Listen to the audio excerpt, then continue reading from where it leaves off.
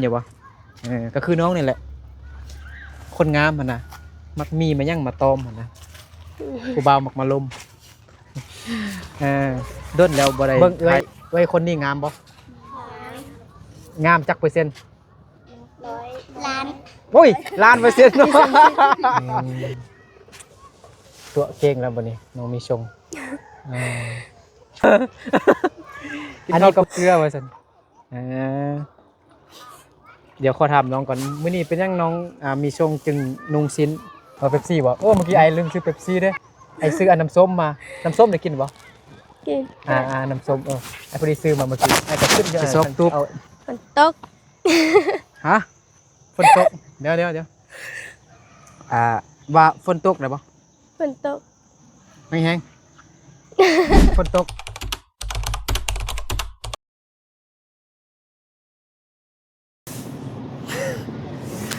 สบายดีพ่อแม่พี่น้องเบิดสุขูสุขคนเด้อยินดีต้อนรับเข้าสู่ช่องบ่าวนึกเข้าไปเหมือนเดิมเนาะวันนี้บ่าวนึกมานำปุ้ยไปลิ้นนำน้องปาจาเนาะแล้วก็มาลิ้นอยู่ขั้วนี้แต่พอดีบังเอิญเห็นน้องนางเอกเนาะนางฟ้าที่ตกมาจากสวรรค์น้องมีทรงเนาะมาถ่ายรูปลิ้นอยู่นี้ก็พอดีได้มาลิ้นนำน้องเนี่ยน้องมีทรงเนี่ยบ้านน้ำปุยเมืองเพียงแขวงสัญญบุรีคือบ้านน้ำปุยเนี่ยมีแต่ผู้สาวงามๆสบายดีไม่เป็นผู้สาวที่แบบยิ้มแย้มแจ่มใสนิสัยใจคอดีมารยาทดีนะเนาะก็คือน้องมีช่วงเห็นบอกการแต่งตัวเนาะมื้อนี้นุ่งซิ้นเนาะถ่ายรูปงามเอาล็อกพอเลยบ่ล็อกก็ได้ไอรีอยู่นี่อันนี้บ่ไปนี่อยู่นี่วันนี้ก็สิให้น้องมีทรงพาเฮาไปเก็บห้อยเก็บปลาเก็บปูเก็บกุ้งอยู่น้ำปุยไปเก็บขี้เหงื่อน้องมีชงมาไปเก็บขี้เหงื่อมาสันวันนี้น้องบ่ได้ไปยังบ่ได้ไปให้ไปสวนเนาะบ่ไปตอนแรกก็บ่ได้ไปเนาะวันนี้น้องมีชงมาลิ้นผู้เดียวได้มาถ่ายรูปลิ้นอยู่ศาลาหรือว่าครัวน้ำปุยเป็นดินแดนที่มีผู้สาวงามน้องมีช่วงมาพาเบานึกไปเก็บขี้เหงื่อว่าสันแน่ขี้เหงื่ออยู่ข้างล่างครับน้องพายมาเก็บไอ้ต้องเก็บฮะหายนึกเก็บบ่เก็บไหมบ่เก็บก็ได้เดี๋ยวอาชิจ้างคนมาเก็บก็ได้มื้อนี้มาเบิ่งอันน้องมีทรงเต็มก่อนเพราะมื้อนี้บ่แดดเนาะอันบ่มื้อนี้บ่มีแดดร้อนบ่บ่ปกติเราเป็นคนใจร้อนหรือว่าใจเย็นน้องมีชงแม่ธรรมดาไม่ธรรมดาบ่ไอ้ทำว่าเป็นคนใจร้อนหรือคนใจเย็นใจร้อนก็คือแบบอีหยังแบบบ่ทึกใจกับแบบหายหั่นนะหายแบบด่าคนอื่นหั่นนะเดี๋ยวเป็นคนใจเย็นฮะเป็นคนใจเย็นงามแฮงเนาะสาวน้ำปุยคือว่าเห็นแต่ผู้เดียวนี่แหละงามที่สุดแท้ก็มีชงมาความจริงเนี่ยไอ้คือสังยอกแท้ฮะบ่ให้เว้าแท้เทนเลยงามที่สุดประจำหมู่บ้านน้ำปุยน้องมีชงกินข้าวแล้วบ่ยังไม่ได้กินเถอะโอ้สิเฮ็ดยังกินมื้อสวยยังบ่ฮู้เถอะยังกินเลยโอ้เขาอาบน้ำอยู่พุ่นเด้เขาอาบน้ำได้บ่ไม่อยากอาบเถอะอยากอาบน้ำน้องมีชงเนาะตุ้มตำสงกรานต์นี่มาลิ้นอยู่นี่บ่สงกรานต์เดือน4เดือน5นี่มาลิ้นน้ำอยู่นี่เนาะผู้ใดอยากเบิ่งอยากเห็นผู้สาวน้ำปุยงามๆแล้วก็มาเลยอยู่แถวนี้แหละผู้สาวมักมาลินมาถ่ายรูปเนาะแบ่งไม้หลาย อ้มาตอมคนงามเลยเนาะคืออันดอกไม้นะหูดอกไม้บ่ดอกไม้น้องเห็นอันมีแมงไม้ไปตอมบ่เคยเห็นอยู่บ่ก็คือน้องนี่แหละคนงามมันนะมักมีมายั่งมาตอมมันนะผู้บ่าวมักมาลมด้นแล้วบ่ได้ทายน้องมีชงได้เกือบเดือนแล้วเนาะ แม่ เดือนปลายแล้วแหละ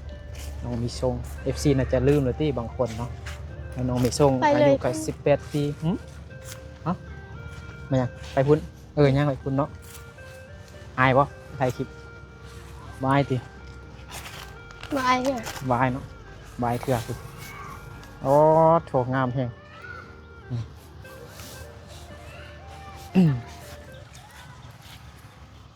โอ้เขาล่างรถซิ่งเดี๋ยวเนาะโอ้ผู้สาวน้อยเนาะบ่ได้เอากระเป๋ามาขนมอยู่กระเป๋าดีที่บ่มีแดดมื้อนี้เนาะ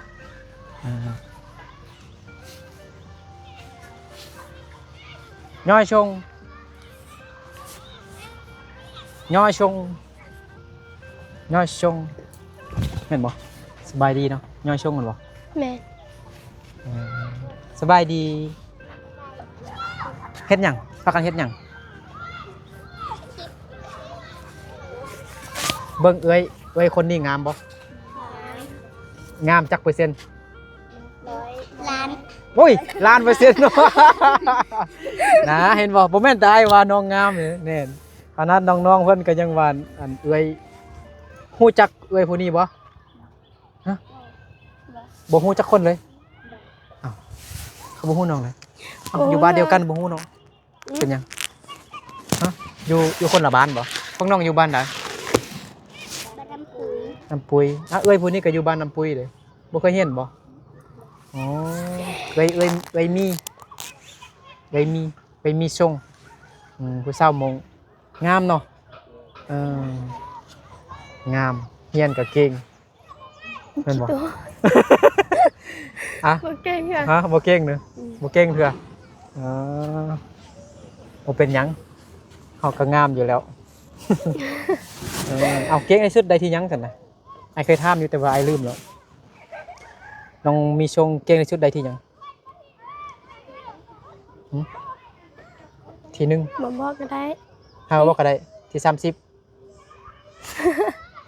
บ่บอกก็ได้ ที่30 ตัวเก่งแล้วบัดนี้น้องมีชงอันนี้ผู้สาวอายเด้อเชื่อบ่ผู้สาวอายเชื่อบ่ถ้าสมมุติแม่นผู้สาวอายนี่อายส้มกับเอ้ยผู้นี้บ่หรือว่าอายขี้ร้ายบ่ส้มกันบ่เห็นบ่เขาบ่เข้าใจแม่นบ่บ่เข้าใจหยังก็ลุมเปล่าหยังก็เข้าใจภาษาลาวแม่นบ่โอ้เด็กน้อยอาบน้ำอยู่นี่บ่พวกน้องก็งามเด้จงเข้าแปลว่างามแม่นบ่ แม่ ถ่ายรูปบ่ถ่ายรูปให้ ให้ก็ได้ นี่อาจจะถ่ายรูปให้น้องมีทรงบ่ต้องป้าก็ได้ให้ยิ้มอยู่ซื่อๆก็งามแล้ว นะ มันมี FC เบิ่งแล้วเนาะนี่ต้องกินเขาน้องว่ามื้อนั้นกินข้าวกับหยังก็จึงงามหั่นนะ เกลือ ฮะกินข้าวกับเกลือ กินข้าวกับเกลือว่าซั่นเดี๋ยวขอถามน้องก่อนมื้อนี้เป็นหยังน้องมีทรงจึงนุ่งสิ้นฮู้อธิบายบ่เป็นหยัง เป็นบอกแล้ว ฮะ ต้องได้นม ฮะ เป็นบอก แม่นบ่บ่เป็นหยังน้องจึงนุ่งสิ้นน่ะเป็นหยังจึงนุ่งสิ้นเป็นหยังไปหยังมาไปเฮ็ดหยังฮู้บอกบ่มันไปวัดบ่ไปโบสถ์ เป็นบอก ไปโบสถ์คือหยังเข้าไปเห็นหยัง บ่ฮู้ ตัก ว่า บาตร สิไป ว่านี่โอ้ยฝนสิตกแล้ว แต่บ่ต้องย่านดอกมีคนงามอยู่นี่แล้ว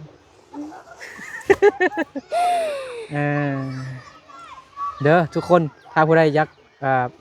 งามคือน้องมีชงต้องกินเกลือ ต้องกินข้าวกับเกลือจำเกลือเห็นบ่ ข้าวเปียกแดง ฝนตกแล้วฝนตกแห้งดีเนาะสบายเนาะทนได้บ่ ได้ ได้เนาะป๊าดแม่น้ำก็งามเนาะน้องมีชงก็งามแห้งเห็นบ่สงกรานต์นี้เขาจะมาลินน้ำอยวนกองขวนี่เนาะเห็นบ่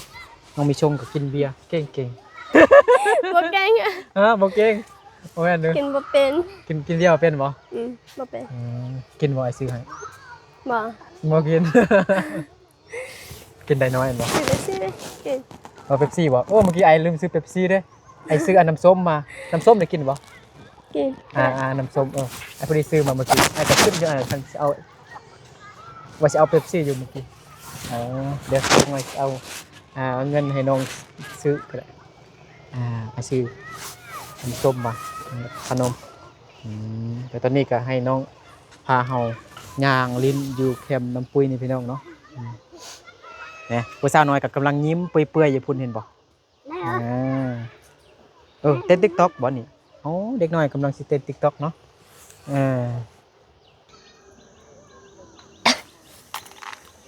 ปัดน้องมีชงมีปืนได้เนาะสิยิงคนหลายใจว่าซั่นน้องมีลองซักมึงดูซักโอ้ยิงคนหลายใจปืนยางบ่นึกซื้อมาเฮ็ดคอนเทนต์พี่น้องเนาะน้องมีฝนตกแล้วไปซอกตุบ ฝนตก ฮะฝนตกเดี๋ยวว่าฝนตกได้บ่ ฝนตก ไม่แห้ง ฝนตกง ฝ ง น ดู ตก บางคนเนี่ยว่าฝนตด ฝนตก น้องมีทรงนามสกุลทรงมองทรงในงามทุกคนเนาะวันนี้ไอ้นึกสิยิงน้องมีทรงปึ้ม ยิงหัวใจ คืออยู่เฮ็ดอันคืออันลองเฮ็ดอีกเด้อสิยิงน้องนะยิงหัวใจน้องนะปั๊ม เจ็บใจจี๊ด ตายแล้ว ตายแล้วปืนยางพี่น้องเนาะซื้อมา 40,000 กีบประมาณ60ปลายบาทเฮ็ดคอนเทนต์แต่มันคล้ายๆคือปืนแท้นี่เลยเอาไว้ซื้อไว้ป้องกันตัวเด้น้องไม่ช่วงบ่ยักเอารถมาล้างอยู่นี่บ่น้องบ่ยักเอารถมาล้างอยู่นี่บ่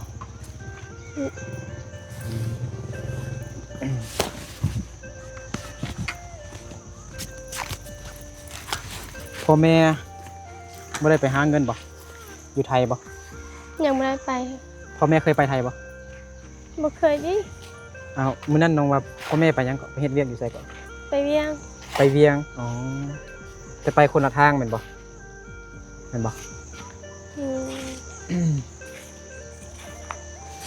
เข้าใจบ่ไปคนละทางพ่อไปลงหัวบางแม่ไปเวียงแม่นบ่ แต่กลับมา2 คนแล้ว กลับมาแล้ว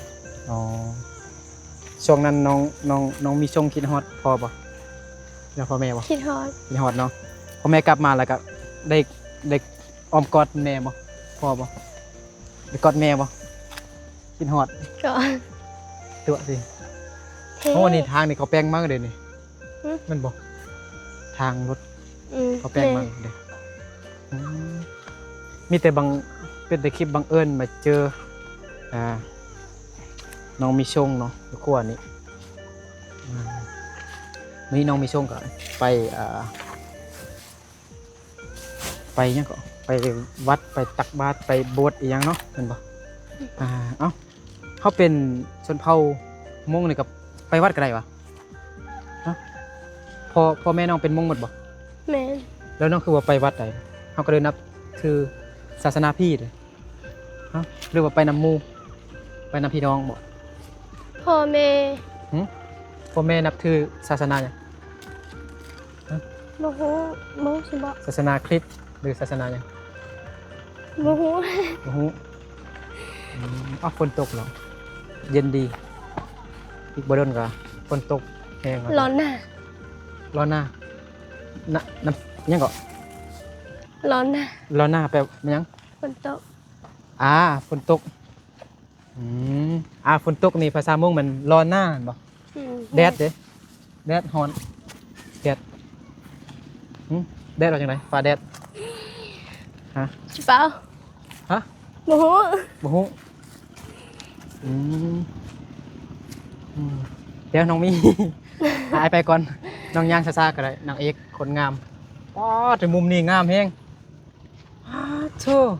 ปันนางฟ้าตกมาจากสวรรค์แต่บ่เป็นหยังไดเอาลองยิ้มใส่กล้องเบิ่งดึงก่อนยิ้มงามๆอายุ18ปีนี่แต่งงานได้แล้วเด้ฮะ ยังบ่ได้เถอะดิ ได้เถื่อ อืม น้องยังศึกษายังเรียนอยู่ม.7 เนาะหรือว่าม.8 แล้ว มาเจ็ด ม.7 เนาะ ปีหน้าก่อนมาเป็ด ปีหน้าม.8 เนาะเอาจบม.7 นี่สิไปเรียนต่อเรียนหยัง คิดว่าสิไปเรียนภาษา ภาษาหยังภาษาใจฮะภาษาหยัง อังกฤษก็ได้ภาษาจีนก็ได้ อ๋อพอได้หน้อยหนึงบ่ บ่ยัง ไป บ่ หั ได้ ก เรี เจ้า ยนจ้ะบ่ได้ ภาษาอังกฤษว่าจังได๋ค่อยฮักเจ้า I love you I love you แปลว่าค่อยฮักเจ้าแม่นบ่ ได้คำเดียว อ๋อyes yes yes no แปลว่าหยังก็ yes แปลว่าหยังโง่สิ no เลย no เนี่ยครับว่า no แปลว่าหยัง no คือก็ว่า no no แปลว่า no no บ่ no ก็จนหัวแตกเนาะน้องอยากกินเป๊ปซี่บ่ให้ซื้อน้ำส้มมาให้ อยาก จังได๋สิซื้อให้กินดอก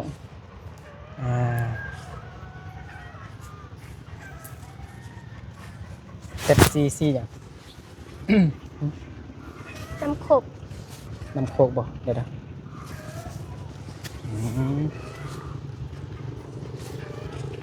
ยังเล่นอยู่แถวนี้ก่อนเนาะได้บ่ ได้ คลิปมันสั้นพดเติมหน่อยนึงเนาะไทยฮุบอยู่นี่ก็งามก่อเห็นน้องไทยฮุบอยู่นี่งามอยู่เด้น้องมีแหม่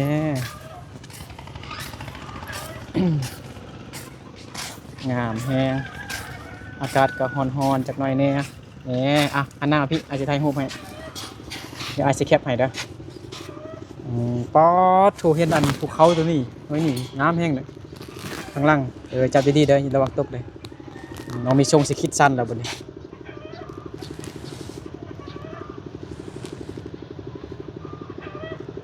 นั่งฟ้าแท้ๆนี่แหละนั่งฟ้าเดินดินบ่แม่นบินอยู่ท้องฟ้าเลยเป็นนางฟ้าอยู่ในดินนั่นเดินดินความงามหั่นน่ะงามแท้ๆนี่แหละ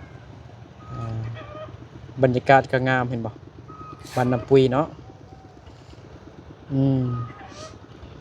สงกรานต์นี่น้องมีชงกับสิมาลินน้ำอยู่นี่แหละมาลินบ่ มา คันฝนตกได้ลินบ่ ลิ้นคือกัน นี่คือกันนะไม่ยาก โอ้อันนี้เขาเขียนหยังนี่นะ อ่านดู ค่อยมีเจ้า ฮะค่อยมีเจ้าอีหยังต่อกับค่อยคือกัน ค่อยคือกันความหมายหยังค่อยมีเจ้า ค่อยมีเจ้าค่อย ค่อยฮักเจ้าสินึงแม่นบ่ฮะ แต่อันนี้เขาเขียนว่ามี ก็ซื้อน้องนี่แม่นนะมีนะผู้บ่าวมาแล้วขี้อายบ่บายเนาะเขาเป็นนางงามแล้ว บ่ เนาะความงามติดเบอร์ 1ติดอันดับ 1ของบ้านน้ำปุยไอ้กังเฮิดอยู่เป็นหยังคือเข้าบ่เอาน้องไปเป็นนางสาวธิดานะบ้านน้ำปุยเนี่ยเขาเอาอันน้องมาหยังหมู่น้องอ่ะนะไอ้ลืมละน้องหยังก็ เห็นยัง เป็นนางสาวธิดาบนกองพญายหั่นน่ะบ้านน้ำปุยเขาเอาผู้ใดก็น้องหยังก็ไอ้ลืมแล้ว ซิเลีย น้องซีเลียนบ่น้องซีเลียอ๋อ เราเป็นคนสูงบ่สูงกว่าน้องบ่อ๋อเป็นคนสูงคนงามงามแบบน้องเลยเนาะ ว้าถั่วผู้สาวก็งามเนาะธรรมศาสตร์ก็งามแม่น้ำลำซีก็งามขั่วน้ำปุ้ยก็งาม คือไอ้บอลโทรหาซิเลีย เราว่าบ่ว่างตลอดเด้ เราตัว โทรหาอ้ายโทรหาอ้ายเลยจังหน่อยเนาะเอาตัวหนึ่งไอ้ว่าสิไปสัมภาษณ์เราอยู่หน้าตาคล้ายๆคือน้องเนาะหน้าตาเราคล้ายๆคือน้องเนี่ยน้องซีเรียนกับน้องมีชงหน้าตาคล้ายคือกันเอ้าเด็กน้อยเข้าข้ามแม่น้ำไปเลยเนาะเด็กน้อยพวนเทียนไอ้ว่ามันเทียนผู้เทียนแค่นเราเป็นพิการนั่น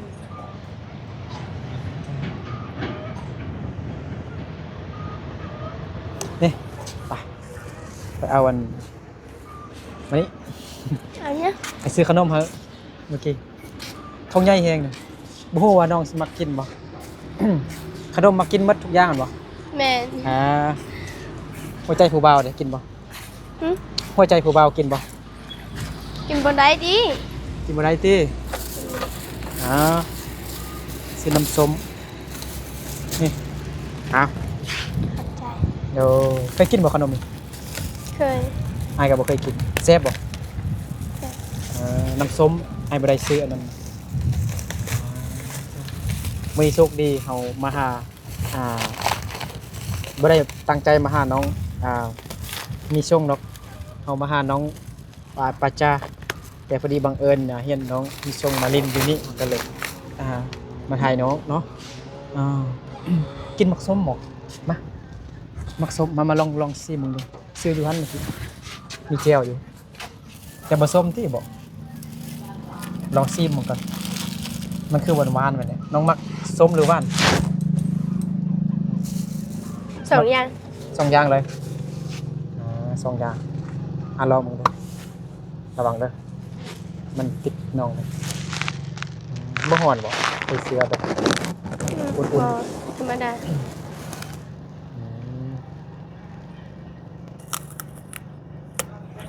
หวานเลยส้มหวานเลยส้ม หวาน ส้มสำเนาะแต่ว่าน้องก็มักมันบ่หวานก็มักส้มก็มักกินให้หมดเด้อกินหมดบ่ว่ากินบ่หมดมาเบิ่งคนงามกินมักกะทันก่อนดีแท้จะไปกินอยู่คนก็ได้มันจริงแจงดีได้บ่น้องมีดีแท้ให้น้องไปกินอยู่คนไปมันงามดีเดี๋ยวพี่มันมืดจักหน่อยแต่ก็ยังงามอยู่คนงามให้ FC เบิ่งคนงามกินมักส้มก่อนมักกะทันภาษาไทยแม่นเขาเอิ้นว่าพุทธา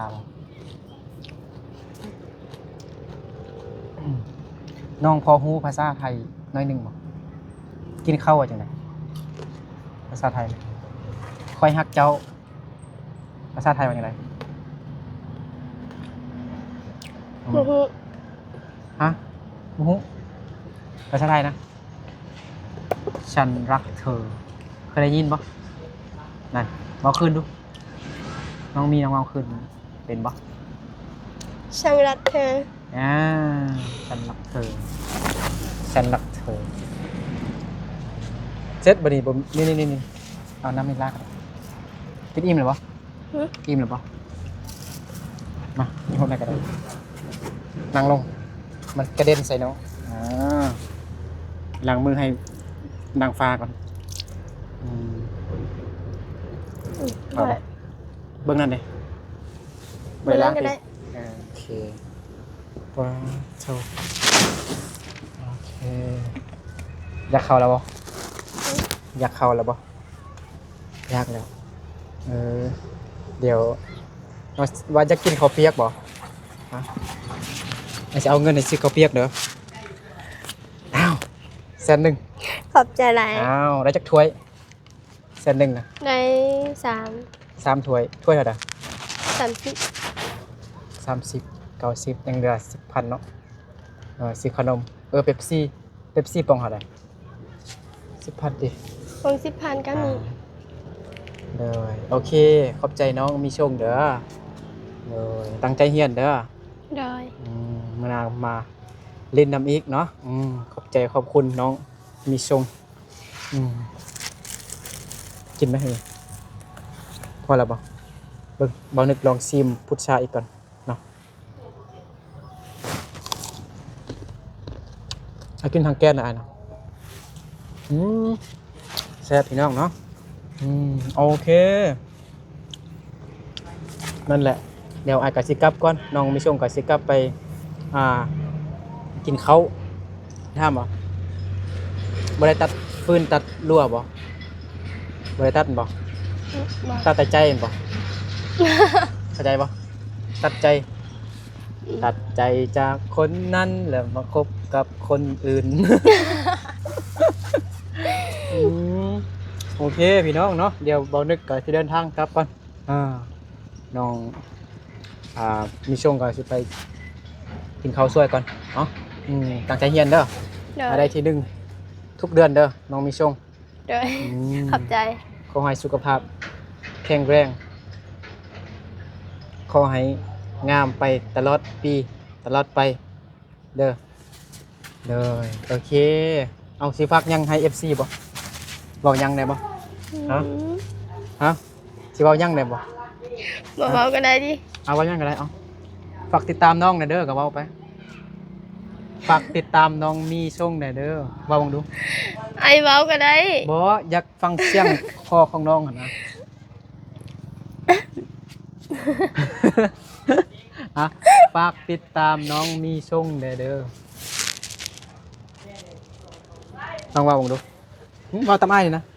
ฝากติดตามน้องมีเด้อลองเว้าลองดู ฝากติดตามน้องหมีได้เด้อบ าย บ๊ายบาย เจอกันใหม่เนาะโดย